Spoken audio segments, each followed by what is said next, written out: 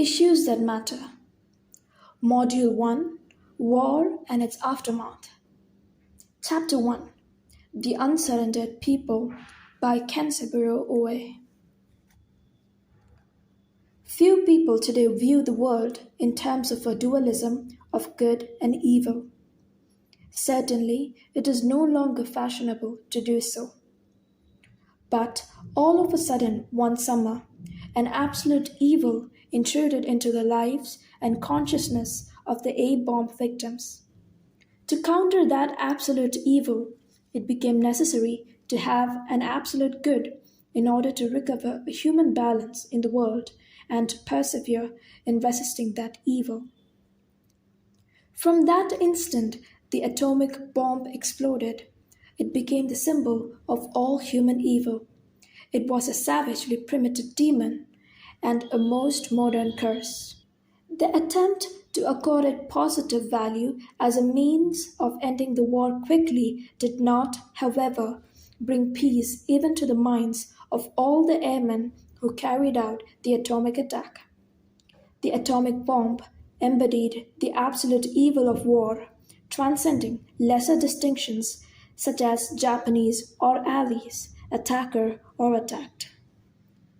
Even while the smoke still rose from the wasteland of total destruction, human goodwill began to go into action as people made their first moves toward recovery and restoration. This action was seen both in the injured victims' will to live and in the efforts of doctors who worked in a virtual vacuum of supplies and support systems to treat the victims. Initiated soon that summer morning by the people in Hiroshima, the acts of goodwill were essential to resisting that ultimate thrust of accumulated science which produced the atomic bomb. If one believes that there is some kind of human harmony or order in this world, then he must also believe that the efforts of the Hiroshima doctors were somehow sufficient to cope with the demonic aftermath of the atomic disaster. For my part, I have a kind of nightmare about trusting in human strength or in humanism. It is a nightmare about a particular kind of trust in human capability. Toward this kind of humanism, and it is nothing more than a kind of humanism, I have a strong antipathy, so much that I cannot help thinking about it from time to time. My nightmare stems from a suspicion that a certain trust in human strength or humanism flashed across the minds of the American intellectuals who decided upon the project that concluded with the dropping of the atomic bomb on Hiroshima. That humanism ran as follows. If this absolutely lethal bomb is dropped on Hiroshima, a scientifically predictable hell will result. But the hell will not be so thoroughly disastrous as to wipe out once and for all that is good in human society. That hell will not be so completely beyond the possibility of human recovery that all mankind will despise their humanity merely at the thought of it. It will not be an unrelieved hell with no exit, or so devastatingly evil that President Truman will, throughout his life, be unable to sleep for thinking of it. There are, after all, people in Hiroshima who will make the hell as humane as they possibly can. I suspect that the A-bomb planners thought in such a way that in making the final decision, they trusted too much in the enemy's own human strength to cope with the hell that would follow the dropping of the atomic bomb. If so, theirs was a most paradoxical humanism. Suppose the atomic bomb had been dropped, say, on Leopoldville in the Congo instead of on Hiroshima. Initially, a huge number of people would have died instantly. Then wounded survivors, forced to accept total surrender, would have continued to die many months to come. Epidemics would have spread, and pest would have proliferated in the desolate ruins. The city would have become a wasteland where human beings perished without cease or succor. There would have been no one to dispose of the dead. And when the victor would come in to investigate the damage, they would have experienced the worst nausea ever. Some of them would never be sane, normal people again. One whole city would have been rendered as deadly as a huge death chamber in a Nazi concentration camp. All the people would have been doomed to death, with no sign of hope to be found. Such a scenario is shocking to even the toughest mind. Unless some slave drivers descended had been available to make the decision, the dropping of an atomic bomb on Leopoldville would have been postponed without setting a future date. What actually happened in Hiroshima when the atomic bomb was in fact dropped was not quite as horrible as the preceding scenario. For one thing, the people who survived in Hiroshima made no particular effort to impress on those who dropped the bomb what a dreadful thing they had done. Even though the city was utterly devastated and had become a vast, ugly death chamber, the Hiroshima survivors first began struggling to recover and rebuild. They did so, of course, for their own sakes, but doing so served also to lessen the burden on the consciences of those who had dropped the atomic bomb. The recovery effort has continued for 2 decades and continues even now. The fact that a girl with leukemia goes on suffering all her life, not committing suicide, surely lessens by just one person's portion the A-bomb dropper's burden of conscience. It is quite abnormal that people in one city should decide to drop an atomic bomb on people in another city. The scientists involved cannot possibly have lacked the ability to imagine the hill that would issue from the explosion. The decision, nevertheless, was made.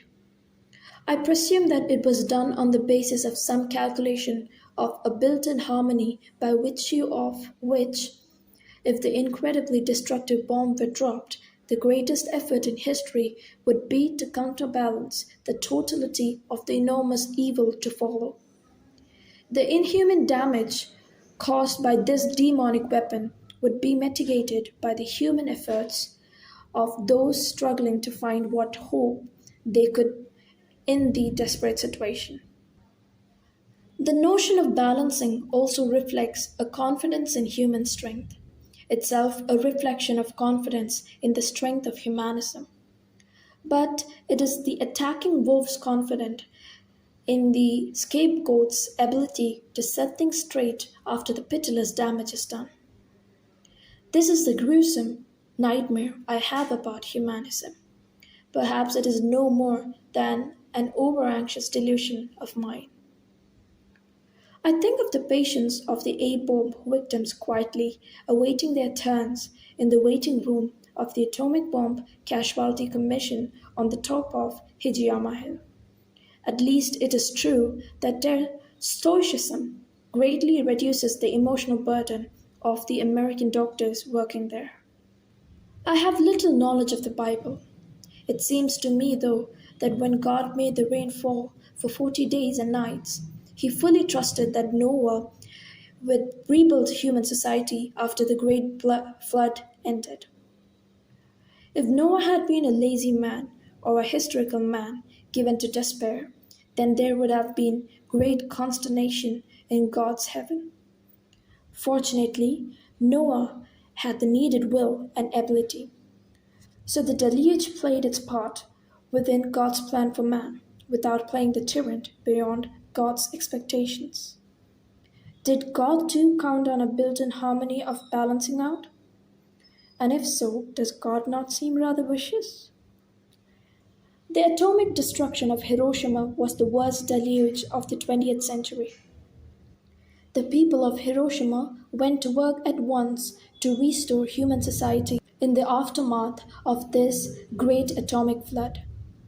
They were concerned to salvage their own lives, but in the process, they also salvaged the souls of the people who had brought the atomic bomb. This great flood of the present age is a kind of universal deluge which, instead of receding, has become frozen, and we cannot foretell when it will thaw and flow away. To change the metaphor, the 20th century has become afflicted with a cancer, the possession of nuclear weapons by various nations, for which there is no known cure. And the souls salvaged by the people of Hiroshima are the souls of all human beings alive today. Module 2: The Consequences of Dissension. Chapter 4: Persuasions on the Power of the Word, on Censorship, by Salman Rushdie. No writer ever really wants to talk about censorship. Writers want to talk about creation, and censorship is anti-creation, negative energy, uncreation, the bringing into being of non-being, or, to use Tom Stoppart's description of death, the absence of presence.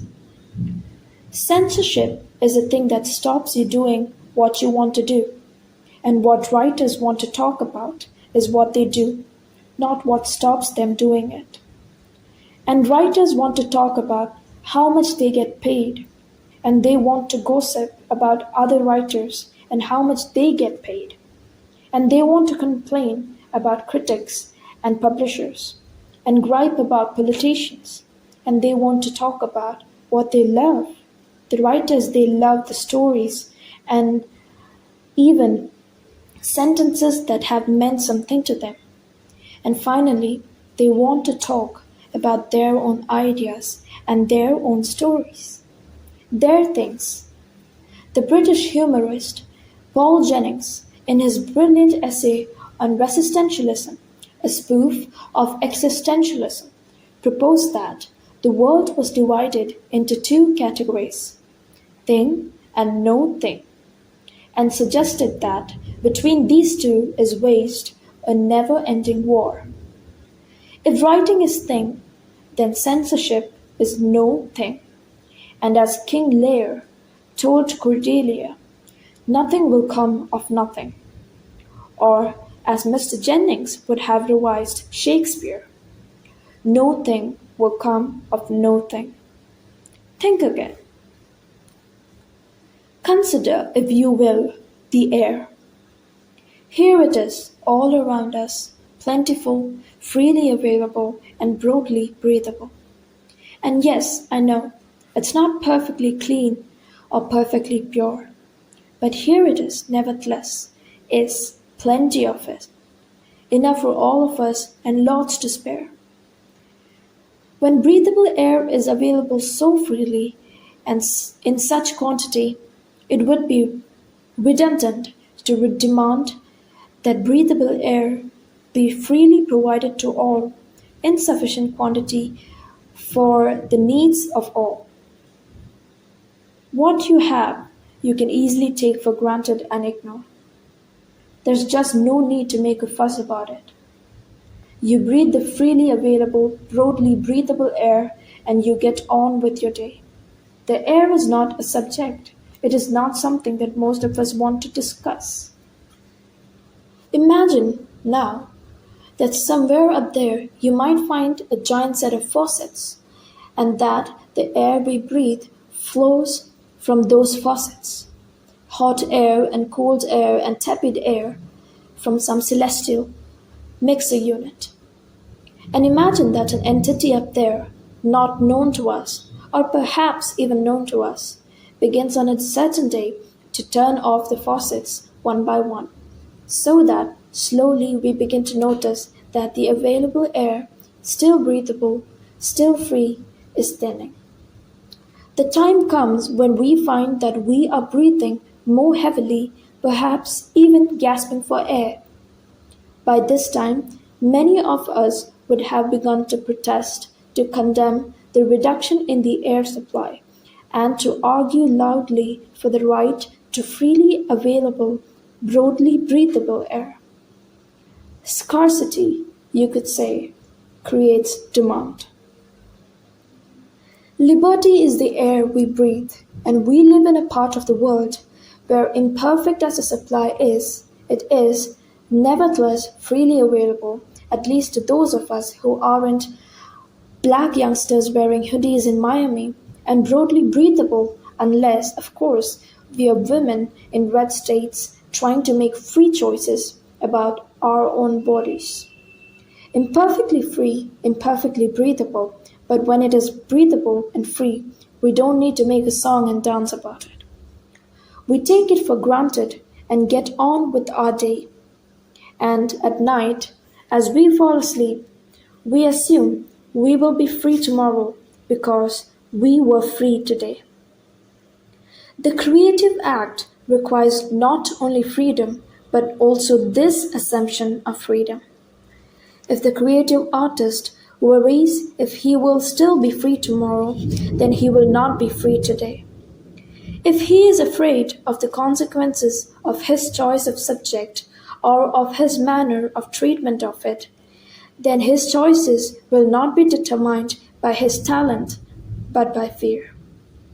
If we are not confident of our freedom, then we are not free. And even worse than that, when censorship intrudes on art, it becomes the subject. The art becomes censored art, and that is how the world sees and understands it. The censor labels the work immoral or blasphemous or pornographic or controversial, and those words are forever hung like albatrosses around the necks of those cursed mariners, the censored works. The attack on the work does more than define the work. In a sense, for the general public, it becomes the work. For every reader of Lady Chatterley's Lover or Tropic of Capricorn, every viewer of Last Tango in Paris or A Clockwork Orange, there will be 10, 100, 1,000 people who know those works as excessively filthy or excessively violent or both. Chapter 2: The Old Prison by Judith Wright. The rows of cells are unroofed, a flute for the wind's mouth, who comes with a breath of ice from the blue caves of the south. O dark and fierce day, the wind like an angry bee hunts for the black honey in the pits of the hollow sea. Waves of shadow wash the empty shell bone bare, and like a bone it sings a bitter song of air. Who built and labored here? The wind and the sea say, their cold nest is broken, and they are blown away. They did not breed nor love, each in his cell alone, cried as the wind now cries through this flute of stone. Chapter 3: War by Luigi Pirandello. The passengers who had left Rome by the night express had had to stop until dawn at the small station of Fabriano in order to continue their journey by the small, old-fashioned local joining the main line with Salmona.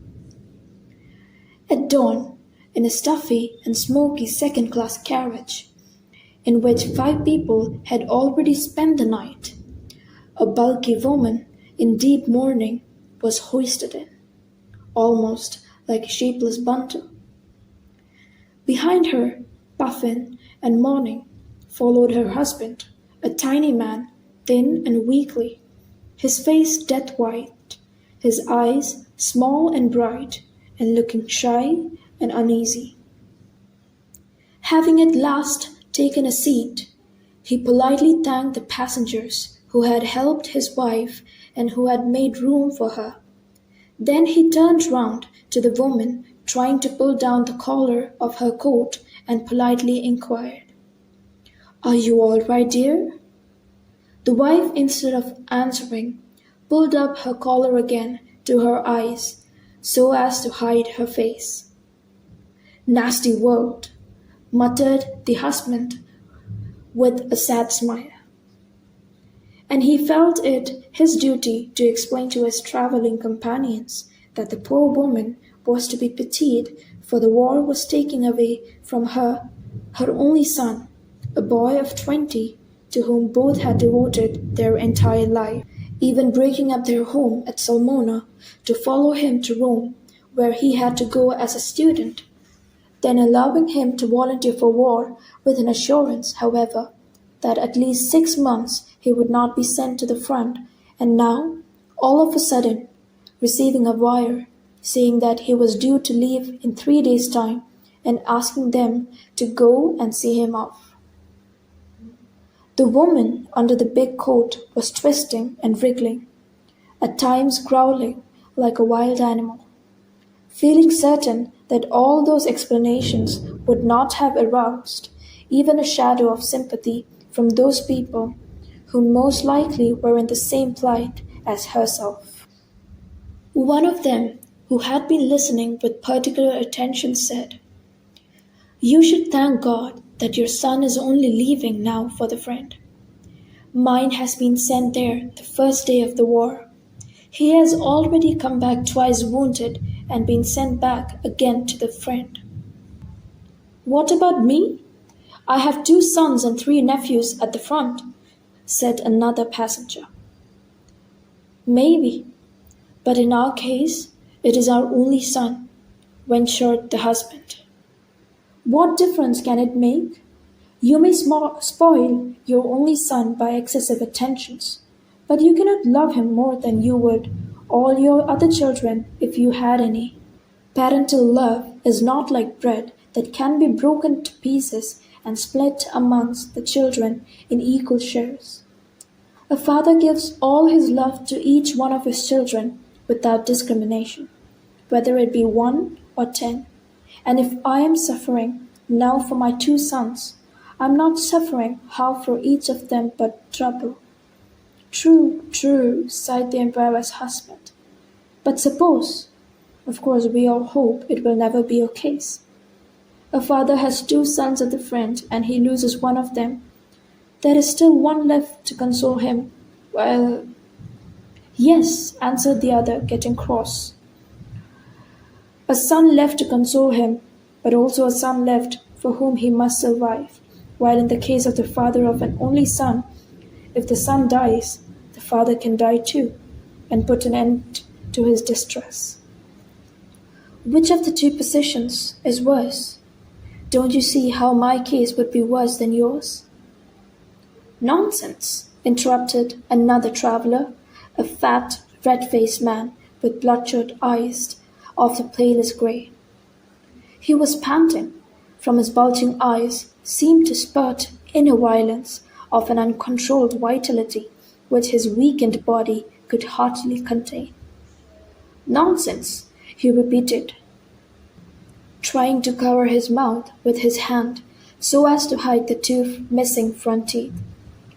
"Nonsense! Do we give life to our own children for our own benefit?" The other travellers stared at him in distress. The one who had his son at the front since the first day of the war sighed. "You're right. Our children do not belong to us. They belong to the country." "Push!" retorted the fat traveller. "Do we think of the country when we give life to our children? Our sons are born because they must be born, and when they come to life, they take our own life with them. This is the truth. We belong to them, but they never belong to us. And when they reach 20, they are exactly what we were at their age. We too had a father and mother, but there were so many other things as well. Girls, cigarettes, illusions, new ties. And the country, of course, whose call we would have answered when we were 20, even if father and mother had said no. Now, at our age, the love of our country is still great, of course, but stronger than it is the love of our children. Is there any one of us who wouldn't gladly take his son's place at the front if he could?" There was a silence all around. everybody nodding as to approve. Why then, continued the fat man, should we consider the feelings of our children when they are 20? Isn't it natural that at their age they should consider the love for their country, and speaking of decent boys, of course, even greater than the love for us? Isn't it natural that it should be so, as after all they must look upon us as upon old boys who cannot move any more and must sit at home? If country is a natural necessity, like bread of which each of us must eat in order not to die of hunger, somebody must go to defend it. And our sons go when they are 20. And they don't want tears, because if they die inflamed and happy. I am speaking, of course, of decent boys. Now, if one dies young and happy without having the ugly sides of life, the boredom of it, the pettiness, the bitterness of disillusion, what more can we ask for him? Everyone should stop crying. Everyone should laugh as I do, or at least thank God as I do, because my son, before dying, sent me a message saying that he was dying satisfied at having ended his life in the best way he could have wished. That is why, as you see, I do not even wear mourning. He shook his light fawn coat as to show it. His livid lip over his missing teeth was trembling. His eyes were watery and motionless. And soon after he ended with a shrill laugh, which might well have been a sob. Quite so, agreed the others. The woman who, bundled in a corner under her coat, had been sitting and listening had, for the last 3 months, tried to find in the words of her husband and her friends something to console her in her deep sorrow, something that might show her how a mother should resign herself to send her son not even to death, but to a probable danger of life. Yet not a word had she found amongst that many that had been said. And her grief had been greater in seeing that nobody, as she thought, could share her feelings. But now, the words of the traveler amazed and almost stunned her. She suddenly realized that it wasn't the others who were wrong and could not understand her, but herself, who could not rise up to the same height of those fathers and mothers willing to resign themselves without crying not only to the departure of their sons, but even to their death. She lifted her head, she bent over from her corner, trying to listen with great attention to the details which the fat man was giving to his companions about the way his son had fallen as a hero for his king and his country, happy and without regrets.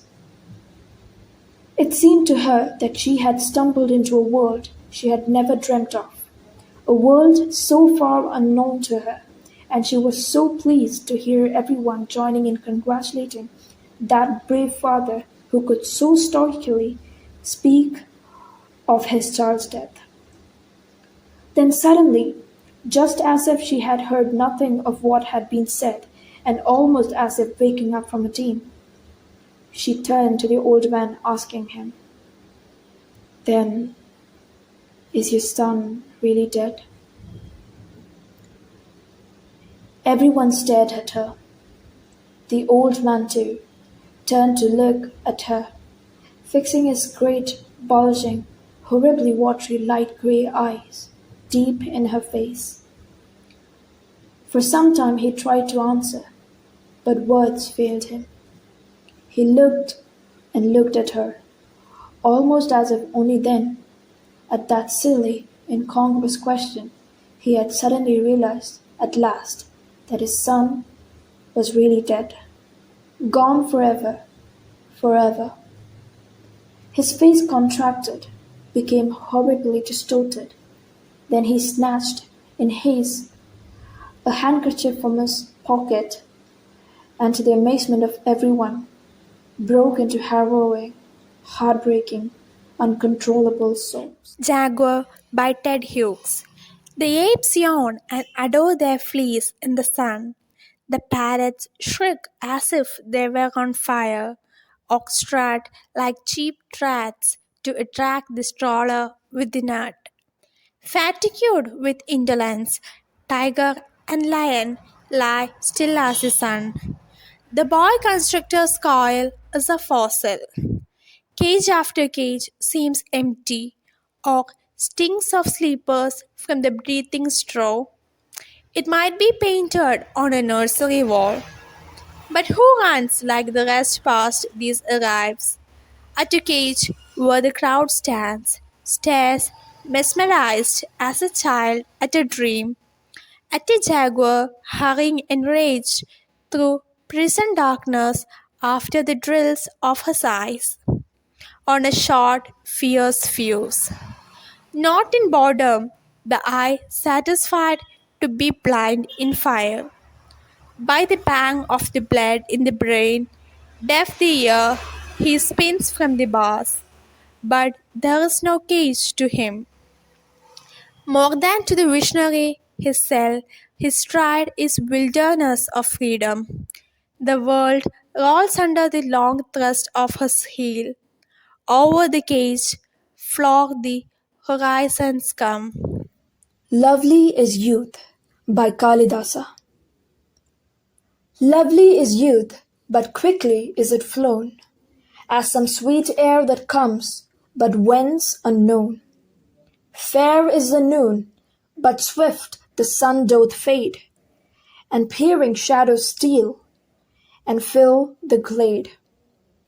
Yet after eve there dawneth fairer night, when from the heavens is drawn its veil of light. Lo, after day are wider visions shown, and from the stars God's closer love is known. Lovely is youth, but quickly is it gone, a meteor in the sky that falling shone. Nor all our worlds suffice to fill one night. The child goes to the camp. It was a wartime, not war really, but hostility to be precise, a continued struggle with the enemy. In war, the winds of peace gather the combatants to repose, truce, tranquility, the holiday of retreat. But this is not so with hostility, that is always never more than a gunshot away, where you're always walking miraculously between the shots. That's what it was, just as I was telling you, a hostile time. I lived with 7 brothers, all of them strong. Father didn't much care for his wife, but this maybe have been because she had borne him 8 children during a hostile time. Then there was our aunt and her husband, and 5 children who also lived with us, and our old grandfather. Whenever he found 5 piastres on the table or in the pocket of one of the many pairs of pants which would be hanging up, he went straight out and brought a newspaper. As a matter of fact, he couldn't read, so in order to find out what was going on, he had to have one of us read aloud the latest bad news to him. At that time, but first let me tell you that it wasn't a hostile time, in the sense that you might think. That is, there wasn't really a war.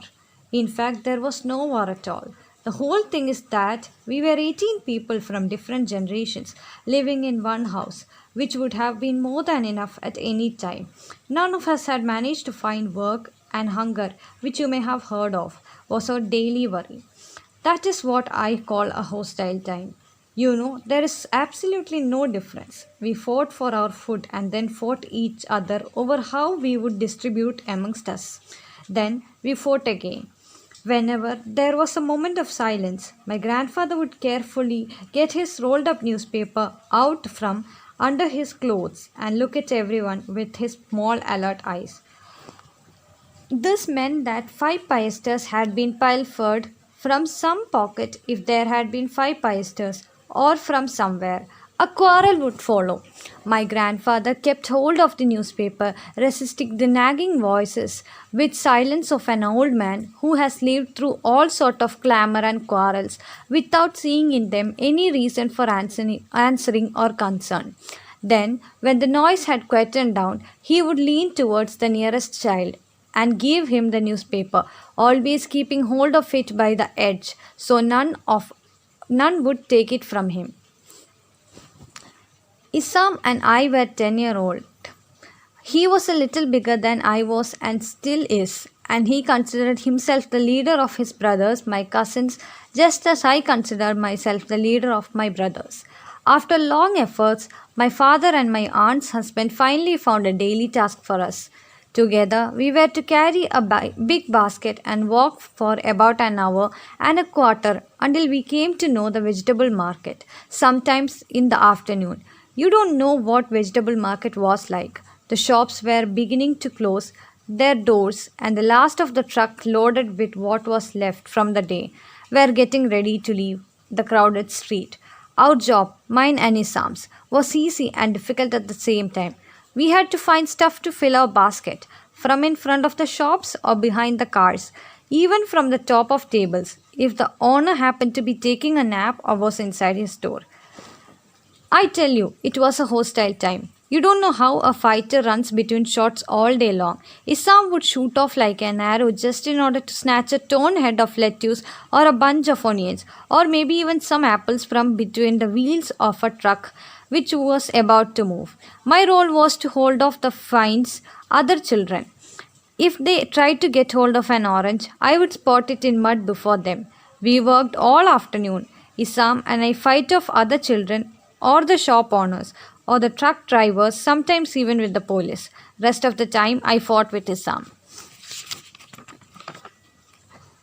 That was a hostile time. I tell you this because you don't know. The world at that time had turned upside down. No one expected any virtue. This would have seemed too ridiculous. This itself was virtue's trump. Fine. When a man dies,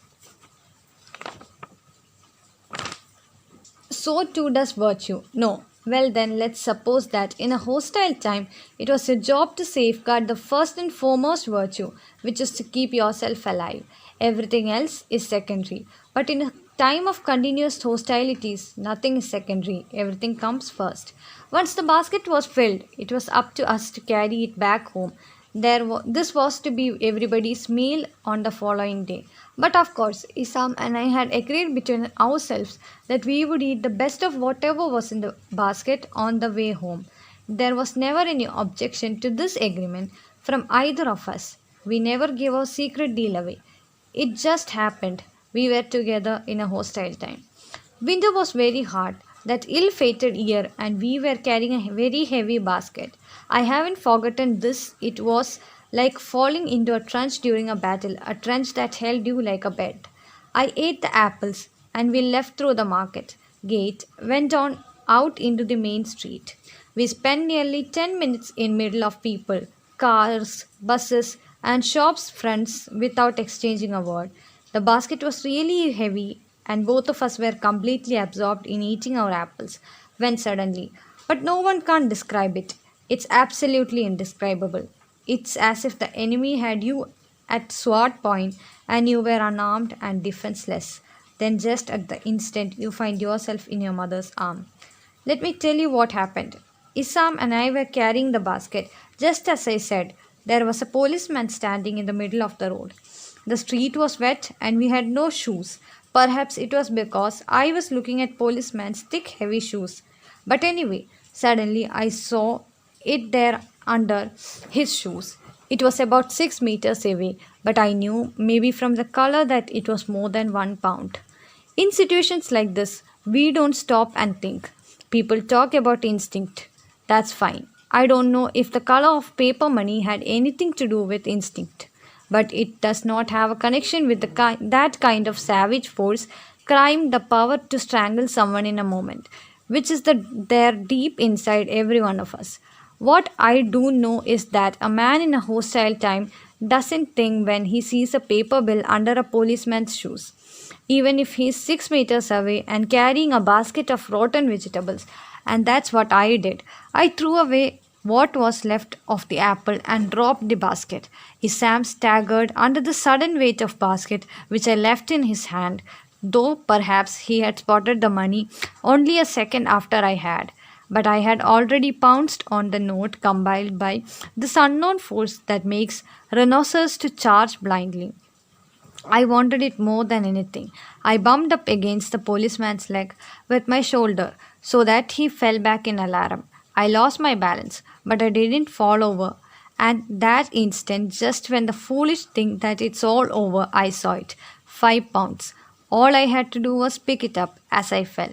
But I got up faster than I fell and ran faster than I got up. Practically the whole world began to run after me.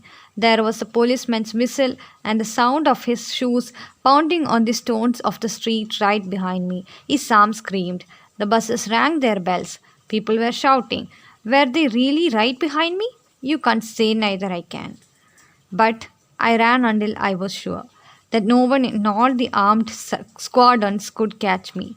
With the savvy of a 10-year-old child, I took another road. Maybe it was because I thought that his arm would point the policeman in my direction. I don't know. I didn't turn around. I just ran and didn't even think how tired I was. I was a soldier fleeing the scene of the battle I had been forced to enter. There was nothing in front of me but to keep running, and the world with its shoe was behind me at my heels. I didn't reach home until after dark, and when the door was opened for me, I saw just what I had been expecting all along to see. 17 people waiting in house for me. They studied me quickly but carefully. I met their glare from the doorway where I stood.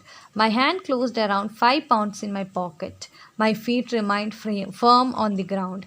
Isam was standing between his mother and father. He was furious. Most likely there had been a quarrel between the two families before my arrival. I looked to appeal to my grandfather, who was sitting in the corner wrapped up in his net brown abba and staring at me in amazement. A wise man, a real man, knows how he's supposed to see the world. The only thing he wanted from the 5 pounds was a really big newspaper that day. I waited impatiently for the argument. Isam, of course, had lied and told them he was the one who found the 5 pounds, that I forced it from him. Not only that, but had made him carry the heavy basket by himself the whole way back home. I didn't tell you that it was a hostile time. None of us bothered about Isam's protest.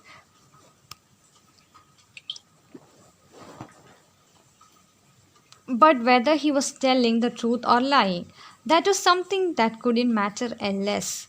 Maybe Isam wasn't lying, but it was certain that no one worried about the truth.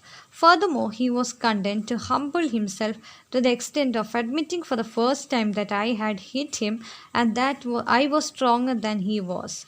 But what did all of his matter given the really important question? His father was thinking of something completely different. He was ready to accept half the money and my father wanted the other half.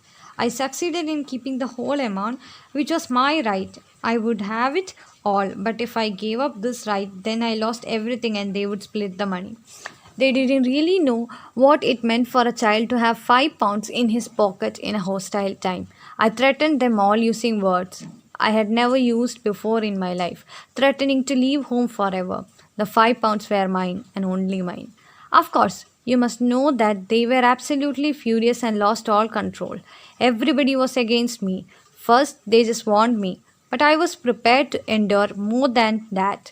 So they began to hit me. Of course, I couldn't defend myself, and since I was trying as best as I could to protect my pocket with the 5 pound in it, it was especially hard for me to ward off their well-aimed blows. In beginning, my grandfather watched the battle excitedly, but then, when it began to lose his interest, he got up and stood in front of them, whispered me to hold on to him. He proposed a settlement. He said that grown-ups had no right to the money, but that on the first sunny day, I had to take all the children in the house to some place where we could spend all the money in any way we wanted. I was just about to refuse the proposal when I was struck by something I saw in grandfather's eye.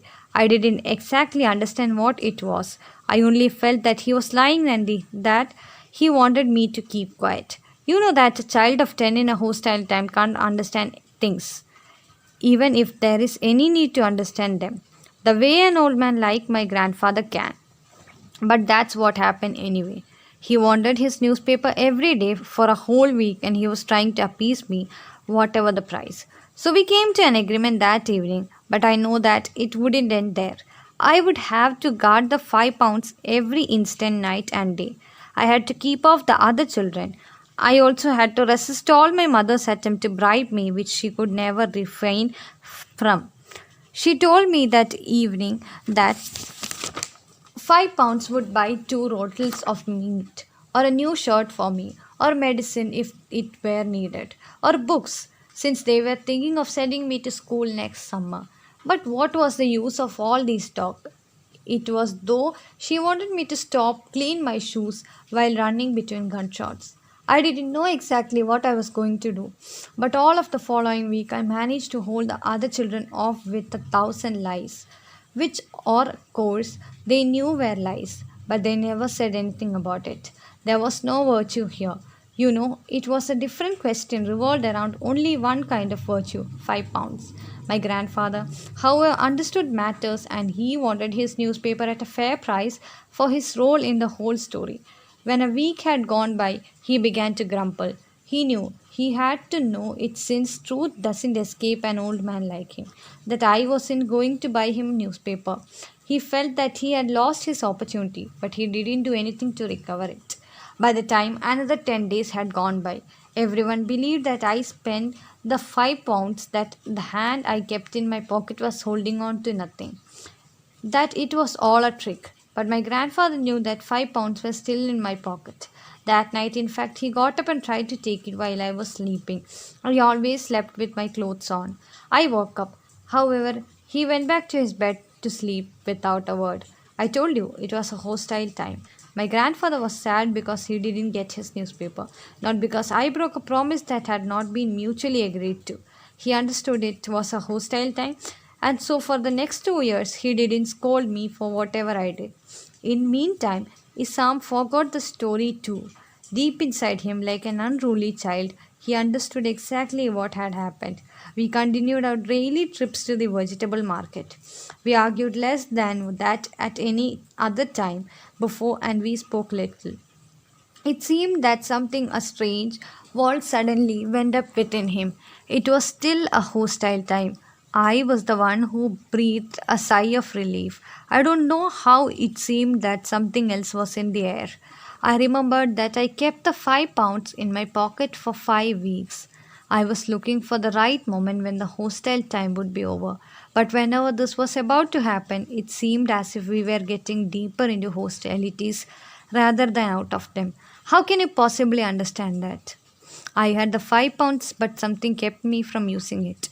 As long as it was in my pocket, it seemed to be like a key that I held in the palm of my hand, one that I could use at any time to open the door and walk out. But whenever I got close to the lock, I smelled still another hostile time behind the door, farther away, like going back once more to the beginning. What followed is not important. I went one day with Isam to the market. While I was trying to grab a bunch of chard that was in front of the wheels of a truck, the truck slowly started move. At last minute I slipped and fell underneath it. It was really lucky that wheels didn't got over my leg, but stopped just as they hit me. In any case, I regained consciousness in the hospital. First thing I did, as you must have guessed, was to look for £5, but it wasn't there. I think it was Sam who took it when he was with me in the car on the way to hospital. But he didn't say and I didn't ask. We just looked at each other and understood. I wasn't angry because it had been fun and I hadn't shed my blood to take the £5. I was only sad that I lost it. You won't understand it. It was a hostile time. Module 5 Refugee Blues. Say the city has 10 million souls. Some are living in mansions, some are living in holes. Yet there is no place for us, my dear. Yet there is no place for us. Once we had a country and we thought it fair. Look in the atlas and you will find it there. We cannot go there now, my dear. We cannot go there now. In the village churchyard there grows an old yew. Every spring it blossoms anew. Old passports can't do that, my dear. Old passports can't do that. The council banged the table and said, If you have got no passport, you are officially dead. But we are still alive, my dear, but we are still alive. Went to a committee. They offered me a chair, asked me politely to return next year. But where shall we go today, my dear? But where shall we go today? Came to a public meeting. The speaker got up and said, if we let them in, they'll steal our daily bread. He was talking of you and me, my dear. He was talking of you and me. Thought I heard the thunder rumbling in the sky. It was Hitler over Europe saying, they must die. Oh, we were in his mind, my dear. Oh, we were in his mind. Saw a poodle in a jacket, fastened with a pin. Saw a door opened and a cat let in. But they were in German Jews, my dear, they were in German Jews. Went down the harbour and stood upon the quay. Saw the fish swimming as if they were free. Only 10 feet away, my dear, only 10 feet away. Walked through a wood, saw the birds in the trees. They had no politicians and sang at their ease. They weren't the human race, my dear, they weren't the human race.